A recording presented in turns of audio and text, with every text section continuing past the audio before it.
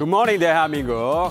자, 오늘은 북한 김정은 국무위원장의 딸 김주애 이야기로 시작하겠습니다. 김주애는 며칠 전 이 열병식에도 등장하면서 최근 계속 주목을 받고 있는데요.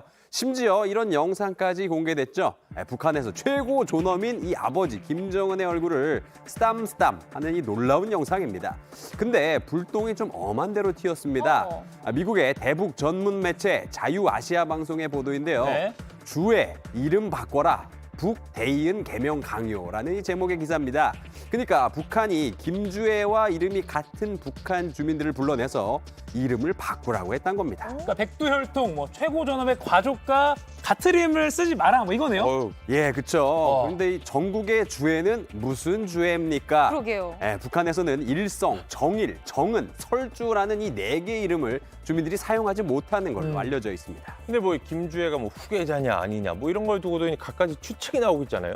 예, 김주애가 처음으로 등장한 게 작년 11월입니다. 이때까지만 해도 정말 이 아이다운 복장을 하고 있었는데 지금 보시면 이렇게 귀여운 옷 입고 있죠? 네. 근데 두 번째 등장부터는 오. 갑자기 이렇게 뭔가 이제 백두혈통의 권위를 상징하는 것처럼 옷차림이 많이 달라졌습니다. 예, 정장을 예, 예. 입고 있어요. 네, 그러니까요. 이렇게 털도 있고 특히 최근 이 사진들을 보면요. 훈장을 숱하게 단 이 장성들 한가운데 떡하니 앉아있는 모습이에요. 오. 그러다 보니까 클리어리스트 사인, 김주애가 후계자라는 분명한 신호라는 이 외신의 분석이 나옵니다. 다만 김정은에게는 첫째 아들도 있는 걸로 알려져 있어서요. 김주애는 북한 미래 세대의 상징으로 등장을 시킨 거라는 분석도 있기 때문에 조금 더 지켜봐야겠습니다. 네. 궁금하네요. 예, 다음 소식 넘어가 볼까요?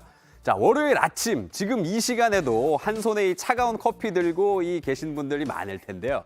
해외 여러 매체가 한국의 얼주가 문화를 잇따라 보도하고 나섰습니다. 아이스 아메리카노 네, 얼주가요. 자, 보시면은 South Korea's Love of Iced Americano. 한국의 아이스 아메리카노 사랑이라는 제목의 기사인데요. 이 계절과 상관없이 차가운 커피를 마시는 문화를 집중 조명한 겁니다. 제가 그렇습니다. 이 아가 아이스 아메리카노, 얼죽어는 얼어 죽어도 아메리카노라는 네. 뜻인데 저는 영하 10도든 15도든 아이스만 마십니다. 어우, 대단해요. 용주 씨도 마찬가지 아니에요? 맞아요. 저는 이 얼주가를 넘어서 다 살아파요. 에? 살아? 그건 또 뭐예요? 다시 살아나도 아이스 아메리카노. 제가 만든 말이에요. 왜냐면 이거 안 마시면 제가 화장실을 못 가요. 아. 그렇죠? 이런 분들 많을 거예요. 자, 아무튼 간에 외신에서는 이 얼주가와 아를 각각 얼죽 하는 이 단어 그대로 소개하기도 영어 알파벳으로? 진짜로 예 그대로 실제 인터넷에서는 한겨울 이 꽁꽁한 상태에서도 아이스 아메리카노를 마시는 사진들이 화제가 되기도 했는데요. 맞아요. 근데 왜 우리나라에서 유독 이 아가 유행이냐? 외신은 이렇게 보도했습니다. 약간 슬픈 내용인데요. 네.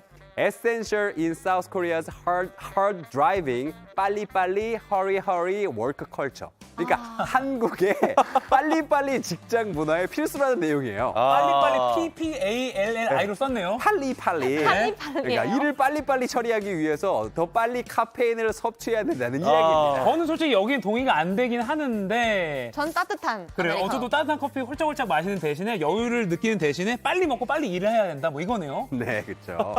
자, 한국에서는 이 커피는 노동자들의 음료라는 약간 슬픈 결말. 너무 슬픕니다. 슬픕니다. 오늘 여러분들 힘내시길 바라고요. 자, 계속해서 인터넷과 소셜미디어에서 화제가 된 소식 전해드리겠습니다. 자, 흔히 희대의 도둑하면 궤도 루팡이 떠오르죠.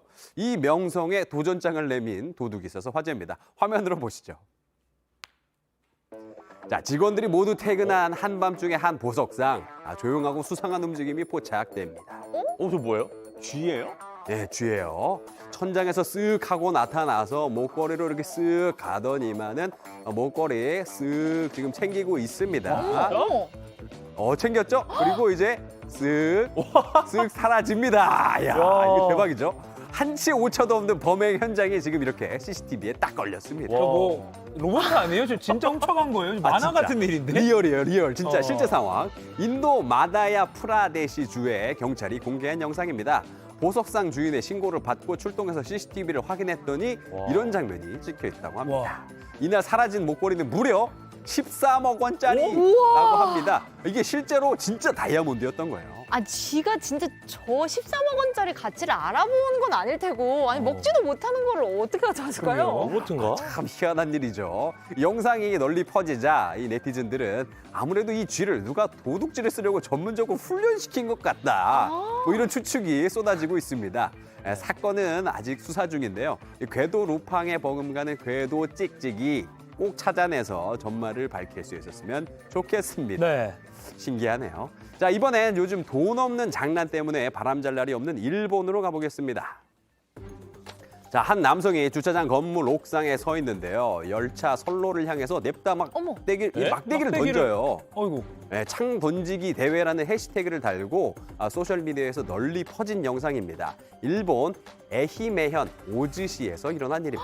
아니 철로에다 저거 던지면 사고 나면 어떻게 위험한 거 아니에요? 그렇죠, 유용하죠. 밑에 이 사람이 있었으면 진짜 큰일 날 수도 있었고 뭐 지나가던 기차 맞아서 더 큰일 날 수도 있었겠죠. 그러게요.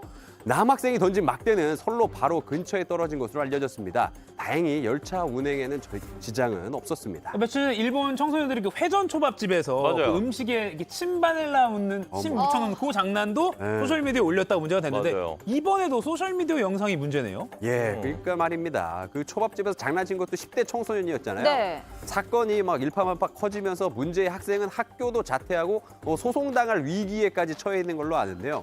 그걸 보고도 느낀 바가 없었나 봅니다. 어우.